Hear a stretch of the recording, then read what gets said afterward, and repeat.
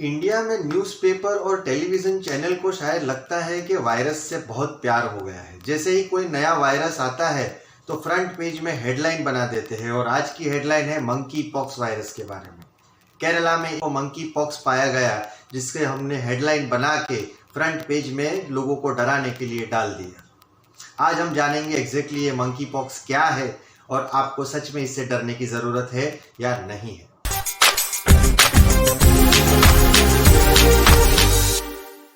पिछले कुछ महीने से मंकी पॉक्स के जो केसेस है वो अफ्रीका में पाए गए थे और उसके बाद अमेरिका और यूरोप की काफ़ी कंट्रीज में मंकी पॉक्स के केसेस पाए गए हैं।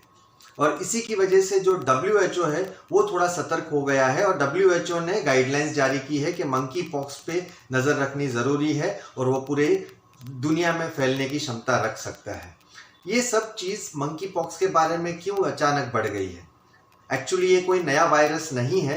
अफ्रीकन कंट्रीज़ में काफ़ी सालों से मंकी पॉक्स काफ़ी कॉमन वायरस था, लेकिन लोग डर इसीलिए गए हैं कि जब ये वायरस अफ्रीका से बाहर निकल के बाकी के देशों में आना शुरू हो गया है और जितने केसेस आज तक अमेरिका और यूरोप में मंकी पॉक्स के नहीं दिखे थे उससे ज़्यादा अब पिछले 2-3 महीने में दिखे हैं। और इसी की वजह से WHO ने सबको कहा है कि जो वायरस है वो एक कंट्री में जो एंडेमिक था इतने सालों तक, मतलब इसी कंट्री अफ्रीका में ही लिमिटेड था, वहाँ के लोगों को होता था, अब वो दूसरे कॉन्टिनेंट मतलब दूसरे कंट्रीज में और पूरी दुनिया में फैलने शुरू हो गया है। तो जब कोई बीमारी एक कंट्री से दूसरे कंट्री में जाना शुरू कर देती है तो सतर्क रहना ज़रूरी हो जाता है। लेकिन अच्छी बात यह है कि मंकी पॉक्स ऐसी कोई डेंजरस बीमारी नहीं है। आपने चिकन पॉक्स के बारे में सुना होगा, चेचक के बारे में सुना होगा, तो ये बच्चों में ज़्यादातर होता है, लेकिन वो थोड़े दिन जो दाने आते हैं, बुखार आता है और अपने आप बिना ट्रीटमेंट ठीक हो जाता है। तो ऐसे ही मंकी पॉक्स भी है ना, एक सेल्फ लिमिटिंग वायरस है। मतलब उसमें बुखार आता है, बदन दर्द होता है, सर दर्द होता है और थोड़े दिन के बाद चेहरे से शुरू होते हैं दाने आना शुरू होते हैं और हाथ पे और पैर के नीचे दाने ज़्यादा आते हैं। पूरे बदन में भी दाने आ सकते हैं और ये जो दाने हैं उसमें खुजली हो सकती है, दर्द भी हो सकता है और इसका जो टाइम फ्रेम है वो 10 से 20 दिन तक रह सकता है। लेकिन अच्छी बात यह है कि ट्रीटमेंट ज़्यादा देने की ज़रूरत नहीं है, वो अपने आप दाने बढ़ते रहते हैं कुछ दिनों तक, जैसे चिकन पॉक्स में होता है, और उसके बाद कम होना शुरू हो जाते हैं। तो मंकी पॉक्स कोई भयावह बीमारी नहीं है, उससे डरने की ज़रूरत नहीं है।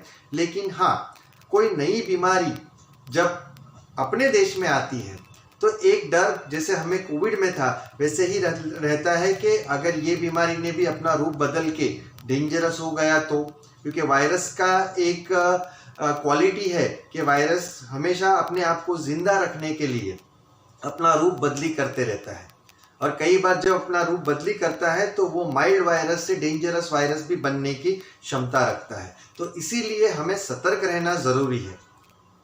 तो एग्जैक्टली मंकी पॉक्स होता कैसे है? वो इतना आसानी से कोविड के जैसा नहीं है कि पूरी हवा में फैल जाएगा। अगर आपके आसपास कोई मंकी पॉक्स का पेशेंट है तो उसके साथ क्लोज कांटेक्ट, मतलब उसके साथ बहुत ज़्यादा समय, नज़दीकी समय बिताने से आपको मंकी पॉक्स हो सकता है। उसकी स्किन, आपके कोई बॉडी में कोई कट है या कहीं आपको लगा है तो वहाँ पे टच होता है तो आपको मंकी पॉक्स हो सकता है। इसके अलावा आपकी आँख, नाक और मुंह के द्वारा भी मंकी पॉक्स का वायरस आपके बॉडी में जा सकता है, लेकिन कंडीशन ये है कि आपके आसपास कोई मंकी पॉक्स का वायरस वाला पेशेंट होना ज़रूरी है। तो इतनी आसानी से मंकी पॉक्स फैलता नहीं है, तो इसके आंकड़े कोविड के जैसे बढ़ने का डर हमें नहीं है। लेकिन जब ये न्यूज़ आई है कि केरला में मंकी पॉक्स पाया गया, इसी के वजह से काफ़ी लोग डरे हुए हैं और उन्हें लग रहा है कि एक नया वायरस इंडिया में आ गया है।